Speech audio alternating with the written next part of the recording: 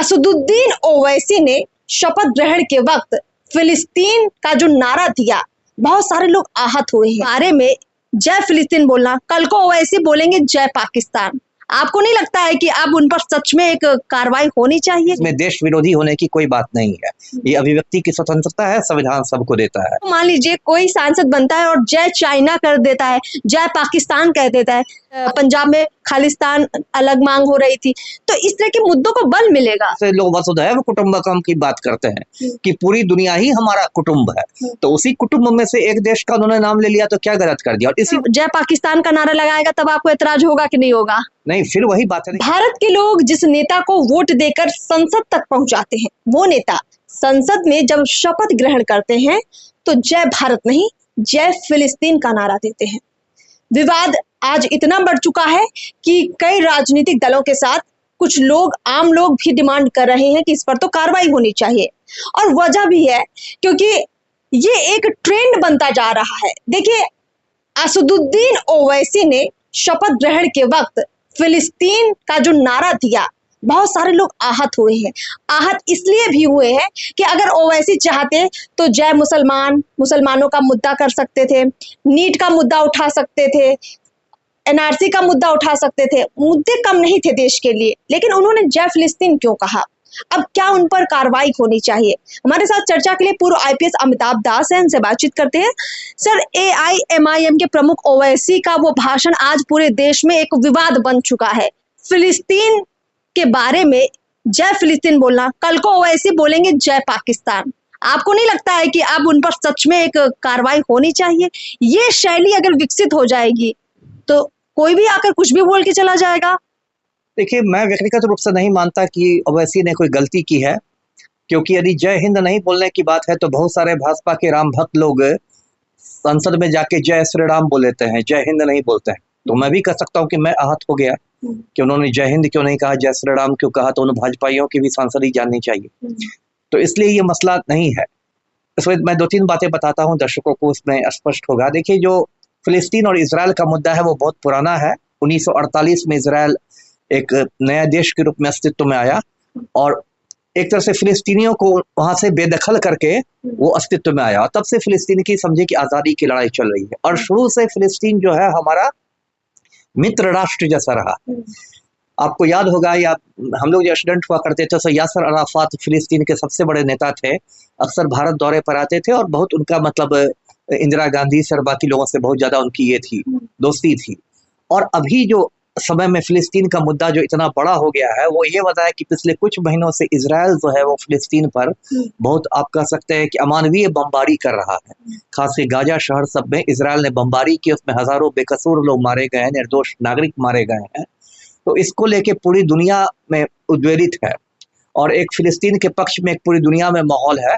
तो कहीं ना कहीं आपको, आपके हिसाब से ओवैसी फिलिस्तीन के लिए शपथ ग्रहण के दौरान माहौल बना रहे थे, एक समर्थन जुटा रहे थे। लेकिन सर, सवाल तो ये भी देश की पब्लिक कर रही है कि अगर उनको ये समर्थन जुटाना था तो कहीं और बहुत सारे मंच है, भाषण में कर सकते थे, आप मीडिया से बातचीत करें, आप उसमें उठा सकते थे, आप सदन में चर्चा के दौरान उठा सकते थे।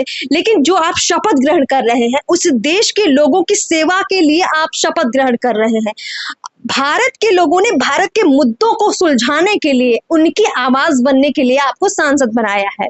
क्या ओवैसी के अपने इलाके में ऐसी कोई समस्या नहीं थी कि वो वहां पर उसका नारा नहीं दे सकते थे? आपने जैसे श्री राम का जिक्र किया, हो सकता है सबकी अपनी अपनी लोकतंत्र में बात है, कोई भी कुछ भी रख सकता है, लेकिन सारी बात देश के अंदर की तो होनी चाहिए। फिलिस्तीन का मुद्दा देश के बाहर का है। अब कल को मान लीजिए कोई सांसद बनता है और जय चाइना कर देता है, जय पाकिस्तान कह देता है। अगर ये सारी रीतियां चलती रहेंगी तो आपको नहीं लगता है कि कल को कोई नरेंद्र मोदी को गाली दे देगा, कल को कोई राष्ट्रपति को गाली दे देगा, संविधान को कोई भी गाली देगा, बोलेगा लोकतंत्र है, आजादी है? नहीं, जय चाइना में तो हो सकता है विवाद इसलिए हो जाए क्योंकि चाइना ने भारत का बहुत हिस्सा मतलब कब्जा कर रखा है, कश्मीर का हिस्सा, अरुणाचल प्रदेश पर दावा करता है। चीन के साथ बहुत मधुर संबंध भारत के नहीं है।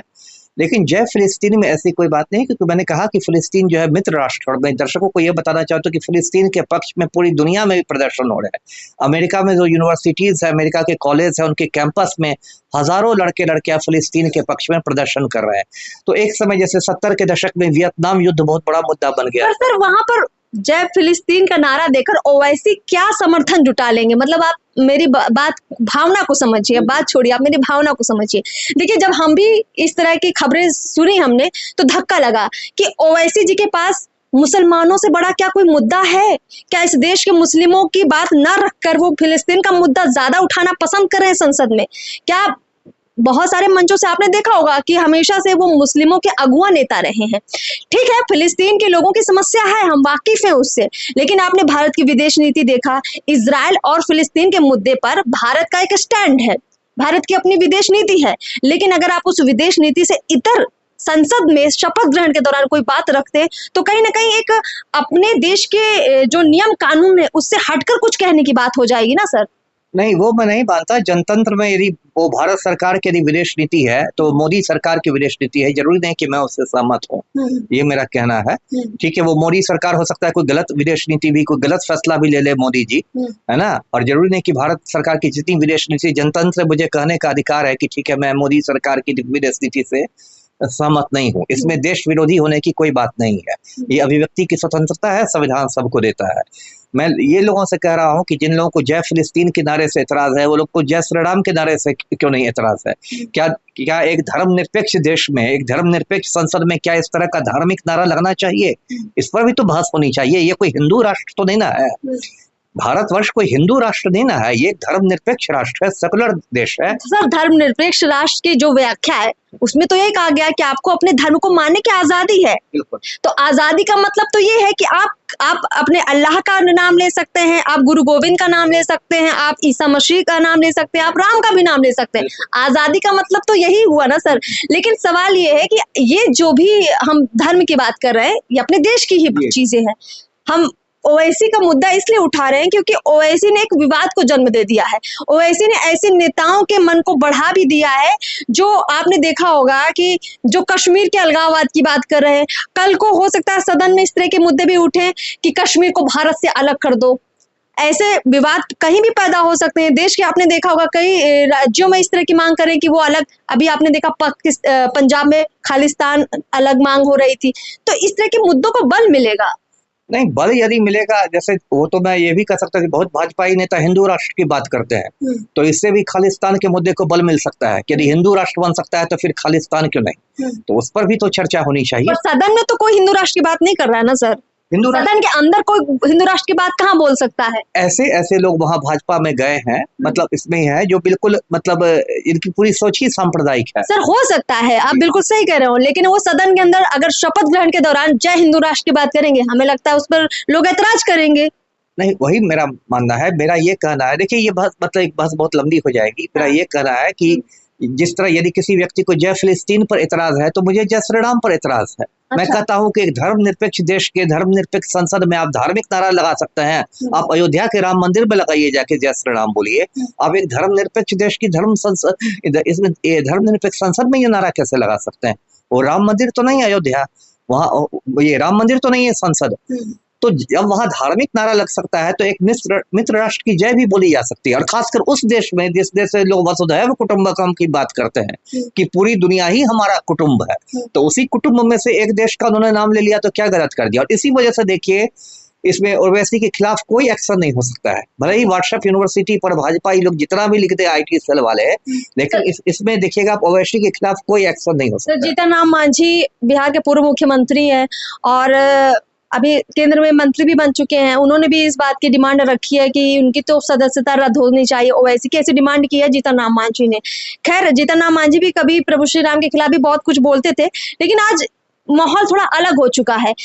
बस आपसे एक छोटा सा कमेंट लेंगे कि जो ठीक है, ओवैसी की अपनी जो भी दिली इच्छा रही उन्होंने किया और कहा, लेकिन अगर आगे से कोई आकर जय पाकिस्तान का नारा लगाएगा तब आपको एतराज होगा कि नहीं होगा? नहीं, फिर वही बात है। देखिए, पाकिस्तान के साथ हमारे मधुर संबंध नहीं है।